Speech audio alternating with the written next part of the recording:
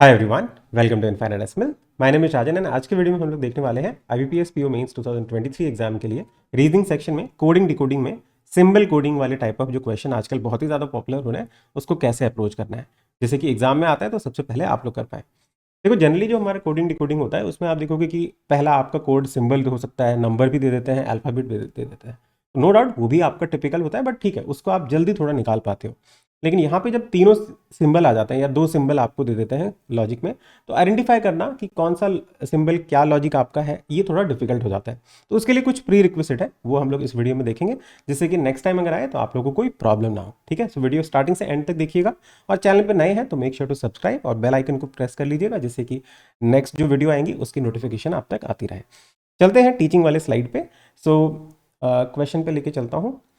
Question पे ले जाने से पहले ये कुछ मेरे बारे में डिटेल है। My name is Rajan, I am a mechanical engineer. मैं आपका बैंकिंग एस्पिरेंट्स को लास्ट 6+ ईयर से पढ़ा रहा हूँ। मैथ्स, रीजनिंग और इंग्लिश तीनों पढ़ाता हूँ। बाकी डिटेल्स आपको यहाँ पे मिल जाएंगे।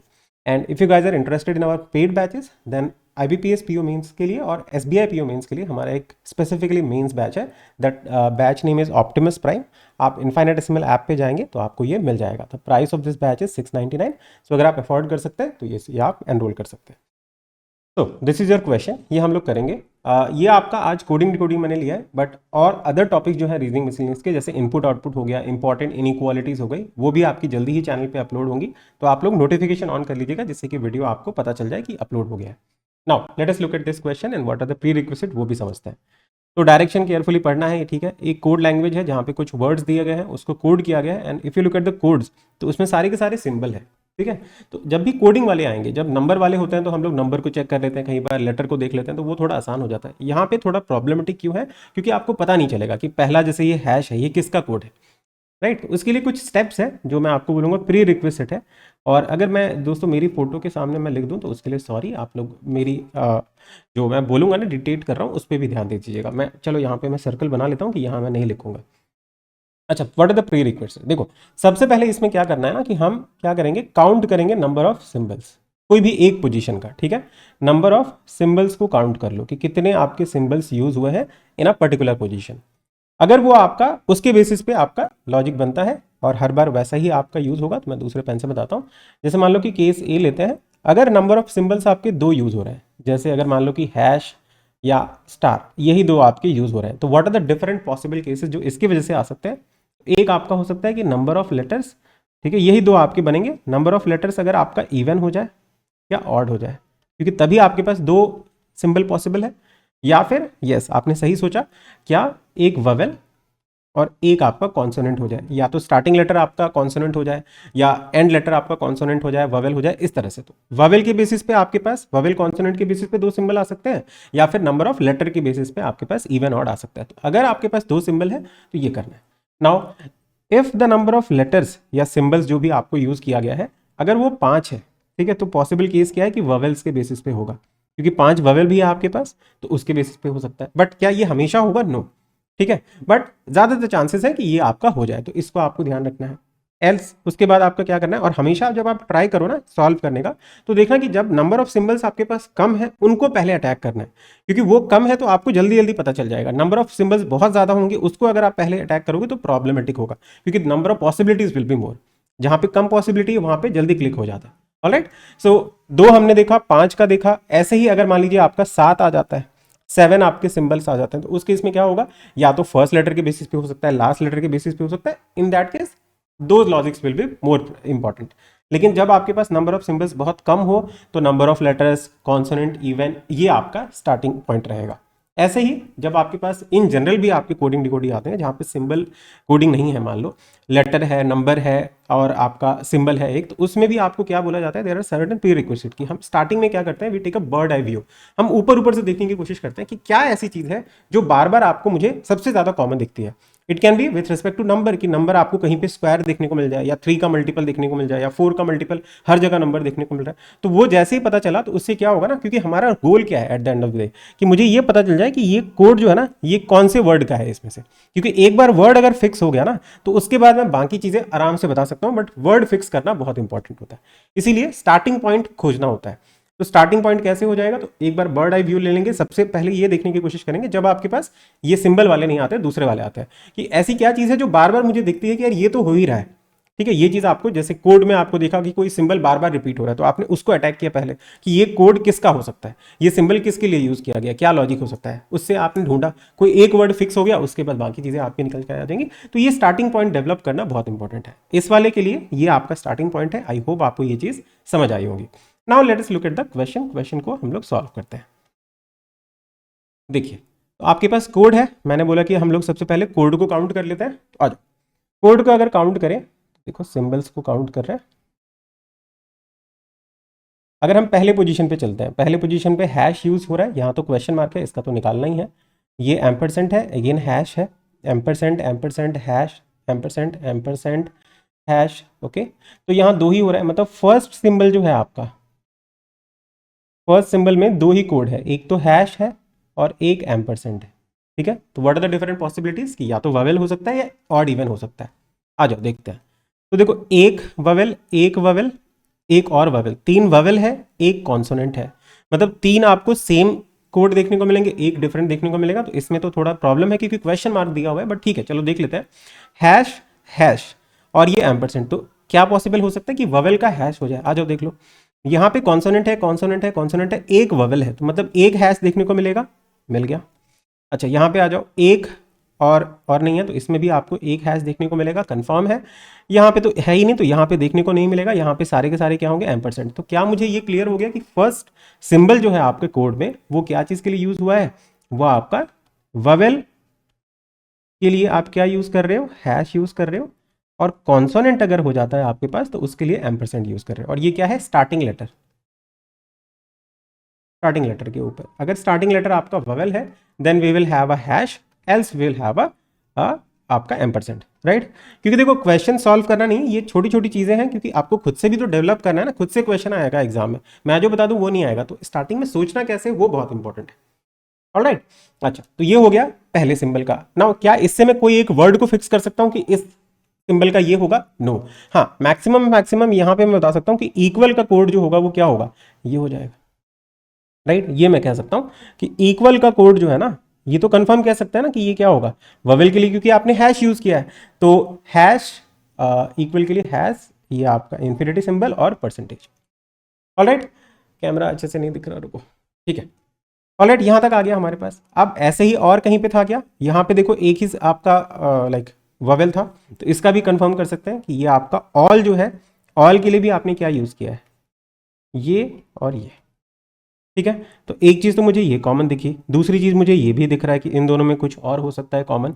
ठीक है, तो व्हाट इज दैट, तो लास्ट लेटर आपको देखने को मिलता है कि लास्ट लेटर दोनों में सेम है, बट क्या ये कंफर्म कह सकते हैं कि सबका हो रहा है, आई हैव नो आइडिया। ठीक है, मान लो ये अभी लग रहा होगा आपको, चलो देख लेते हैं। एक और है क्या, इक्वल यहाँ पे भी है, तो ये इक्वल तो वही है, ऑल भी यहाँ पे ही है, एल का और कुछ नहीं है। चलो देख लेते हैं, और दूसरी जगह भी कंफर्म कर लेते हैं, क्योंकि ये लॉजिक एक पॉसिबल हो सकता है, एल और एल का। लेट्स ट्राई एंड सी। अगर यहाँ पे डब्ल्यू ई है, डब्ल्यू ई है, यहाँ पे भी डब्ल्यू ई है, यहाँ पे भी डब्ल्यू में लास्ट में ई है ना। देखो, एक वर्ड जिसमें ई से एंड हो रहा है, यहाँ पे दूसरा, यहाँ पे तीसरा, और यहाँ पे एक चौथा, एक दो तीन चार, चार ऐसे हैं। तो चारों में मुझे, मतलब यहाँ पे भी दो ऐसे सेम चीज देखने को मिलेगी, और वो डेफिनेटली परसेंटेज तो नहीं होगा, परसेंटेज वाला भूल जाओ। तो दो देखो, यहाँ पे ट्राइंगल है, क्योंकि यहाँ एन और एल है, ये तो अलग अलग है। अच्छा, एक एल है, एक एल है, तो एक परसेंटेज वाला दिख रहा है, हाँ वो तो हमने यहाँ से उठा ही लिया था, ज़्यादा एक्साइटेड हो जाता हूँ ना। तो ई के लिए दो आपको सेम सिंबल, अगर ये लॉजिक आपका ट्रू होता है, तो देखो एक ये ट्राइंगल, एक यहाँ पे ट्राइंगल, तो यहाँ पे भी दो ट्राइंगल देखने को मिल रहे हैं क्या। ठीक है, तो हमारे पास ये चीज़ आपकी कंफर्म होती हुई दिख रही है। और देख लेते हैं, यहाँ पे एस है, ठीक है, यहाँ पे भी एस है, तो ये दोनों तो सेम ही वर्ड है, और तो क्या ही करें। अच्छा, वेंट को देखो, वेंट है, यहाँ पे बट है, इसमें भी लास्ट में टी है, यहाँ पे भी टी है। ठीक है, तो इन दोनों में भी सेम चीज़ होगी, तो देख लेते हैं। ये आपका कौन सा होगा, अलग होगा ना। तो देखो दोनों में क्या क्या कॉमन है यार, इस ये तो पता नहीं चलेगा। ठीक है, ये तो हम कह नहीं सकते, क्योंकि अच्छा ट्राइंगल वाला तो होगा नहीं, क्योंकि ट्राइंगल वाला हमें क्या लग रहा है, ई के बेसिस पे लग रहा है। ठीक है, मैं थर्ड का आपका बस पॉसिबल केस लिख रहा हूँ, थर्ड सिंबल क्या क्या लग रहा है अभी तक हमें। अगर ई है आपके पास, तो हम लोग ट्राइंगल यूज़ कर रहे हैं, अगर एल है तो we are using percentage. Alright, अच्छा ई के लिए हो गया। और कितने सिंबल यूज़ कर रहे हैं हम लोग, परसेंटेज यूज़ कर रहे हैं, एक्सक्लेमेशन मार्क भी है हमारे पास। अच्छा, मैं अपने ऊपर लिख रहा हूँ क्या, नो। रुको मैं अपने आप को ना इस क्वेश्चन पे उठा के डाल देता हूँ, यहाँ पे डाल देता हूँ, क्योंकि यहाँ तो हम लोग लिख नहीं रहे ना।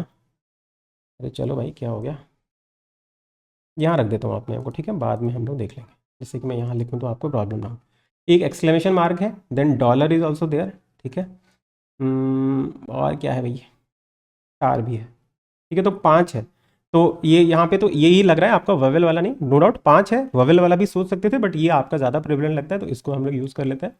अच्छा, और क्या करें, और तो बाकी चीज़ों का तो पता नहीं चल रहा, ठीक है। क्योंकि जैसे बट का अगर मैं सोचने की कोशिश करूँ तो बट कौन से वाला का है, क्योंकि यहाँ पे कोई भी आपका फिक्स नहीं है, सारे के सारे क्या है, कॉन्सोनेंट से स्टार्ट हो रहे हैं, तो सबका स्टार्टिंग पॉइंट सेम ही है, तो मैं थर्ड सिंबल से तो कुछ नहीं बता सकता ना। चलो कोई बात नहीं, सेकंड सिंबल पे आ जाते हैं, बट ये छोटी छोटी चीज़ें हैं, अगर आप नोटिस करते हो तो उसको नोट कर लो, लिख लोगे, ठीक है।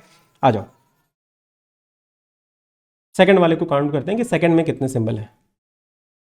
Second symbol, how many symbols are there.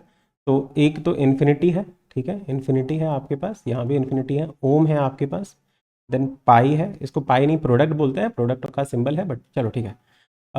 Copyright है, ठीक है, देन इन्फिनिटी, इन्फिनिटी, कॉपीराइट, वही है, तो 4 ही है, ठीक है, 4 है। तो क्या हो सकता है, जब भी नंबर ऑफ सिंबल्स कम हो तो वही logic, number of starting letter हो सकता है, नंबर ऑफ लेटर हो सकता है। Let us try and see, इन सबको हटा देता हूँ। अच्छा, एक चीज़ हमें कंफर्म हुई थी ना कि ऑल का, ऑल का और इक्वल का, क्योंकि ऑल का लास्ट में परसेंटेज है, और यहाँ पे एक ये ऑल का के लिए कौन सा था, ये वाला कोड है उसका, ऑल का, है ना, और इक्वल के लिए ये वाला कोड है। तो मान लो कि अगर नंबर ऑफ लेटर्स को हम लोग यूज़ करते हैं स्टार्टिंग में, तो यहाँ पे 5 है, ठीक है, तो यहाँ पे भी 5 है, तो हमें यहाँ इन्फिनिटी देखने को मिला, यहाँ भी इन्फिनिटी देखने को मिला, एक और है क्या 5 का, ये भी है 5 का इसमें, तो यहाँ पे एक और इन्फिनिटी भी देखने को मिल रहा है, तो यहाँ तो ठीक है। और 5 का कहाँ पे है, ये रहा पीस, तो इसमें भी एक इन्फिनिटी का देखने को मिल रहा है, यहाँ पे भी है, यहाँ पे भी है, तो इधर भी है, इधर भी है, यस। तो नंबर ऑफ लेटर के बेसिस पे हो सकता है सेकंड वाला code, but let us try और भी जगह देखते हैं। ये 3 का है, ये 3 का है, ठीक है, इसमें भी वही चीज़ है। 3 के लिए हमने क्या किया है, ऑल का क्या है, ऑल का आपका ओम है, तो 3 के लिए अगर मान लो कि मैं नंबर ऑफ लेटर्स ये वाला है, ठीक है, नंबर ऑफ लेटर्स को अगर मैं यूज़ करता हूँ कि if number of letter is 3, उसके लिए अगर ओम यूज़ करते हैं, तो यहाँ पे स्टार्टिंग में जो पहला आपका सेंटेंस है यहाँ पे, उसमें हमें 2 ओम देखने को मिलेंगे। एक तो ओम ये रहा, ठीक है, ये इन्फिनिटी, इन्फिनिटी तो ये 5 लेटर वाले के लिए हो गया। आर के लिए हो सकता है कि यहाँ पे जो क्वेश्चन मार्क है उसमें ओम आ जाए, मतलब ये जो ऑप्शन है ना, इसमें सेकंड वाला जो होगा वो क्या होगा, ओम होगा, और स्टार्टिंग में हम लोग देख लेंगे, ठीक है। अच्छा, तो ठीक है, फिर कंफर्म हो गया ना कि 5 लेटर के लिए हम लोग ये कर रहे हैं। पाई फिर देख लो, पाई किसके लिए यूज़ कर रहे हो आप, पाई पाई एक है, यहाँ पे 2 है, 2 आपको देखेंगे सेम वाले, तो 4 लेटर के लिए, तो 4 लेटर के लिए आपने ये यूज़ कर लिया, और 2 लेटर वाला भी हमारे पास, तो 2 लेटर के लिए बचा क्या हमारे पास, कॉपीराइट, तो 2 लेटर के लिए कॉपीराइट यूज़ कर लिया। ऑलराइट, इस तरह से आपको सेकंड वाला सिंबल पता चल गया। अब सेकंड जैसे ही कंफर्म हो गया तो हम बाकी चीज़ें भी कंफर्म कर सकते हैं। जैसे देखो, बॉन्ड है और वेयर है, तो ई के लिए तो हमने देख लिया था, ये 4 लेटर का है, तो 4 लेटर के लिए कौन यूज़ कर रहे हैं, पाई यूज़ कर रहे हैं, तो पाई में आपका एक तो लास्ट एंड हो रहा है स्टार से, एक हो रहा है आपका ट्राइंगल से, ट्राइंगल वाला ऑलरेडी यूज़ कर चुके हैं वेयर के लिए, तो एन के लिए क्या यूज़ कर रहे हैं हम लोग, इसका मतलब स्टार, तो यहाँ एन हो जाएगा। अच्छा, डॉलर के लिए आ जाओ, डॉलर कहाँ पे है, ये रहा, ठीक है, एम्परसेंट, पाई और डॉलर, पाई के लिए मतलब 4 लेटर का, तो एक ही है यहाँ पे वेंट, तो टी के लिए आप डॉलर यूज़ कर रहे हो, ठीक है। अब बचा क्या, एक्सक्लेमेशन मार्क, एक्सक्लेमेशन मार्क कहाँ पे है, यहाँ पे है, ठीक है, तो इसके लिए इन्फिनिटी 5 लेटर का वर्ड, 5 लेटर का वर्ड ये है, 5 लेटर का वर्ड ये है, ई के लिए तो ऑलरेडी यूज़ कर लिया, मतलब एस के लिए यूज़ कर रहे हैं, तो this is the particular logic. Alright, तो इस तरीके से आप क्या करोगे, एग्जाम में जब आता है ना, तो first figure out the number of symbols, number of symbols आपको पता चला, देन यू स्टार्ट काउंटिंग की, अगर 2 है तो उसके लिए क्या हो सकता है, 3 है, 4 है, 3 4 में आपके पास नंबर ऑफ लेटर्स के बेसिस पे ही होता है जनरली, तो वो देख लिया, या फिर स्टार्टिंग लेटर लास्ट लेटर ऐसा हो सकता है। और यहाँ पे जैसे ये थर्ड सिंबल था, उन्होंने क्या किया, लास्ट लेटर के बेसिस पे किया, लास्ट लेटर कैसे फिगर आउट किया वो आपको आई होप समझ आया होगा।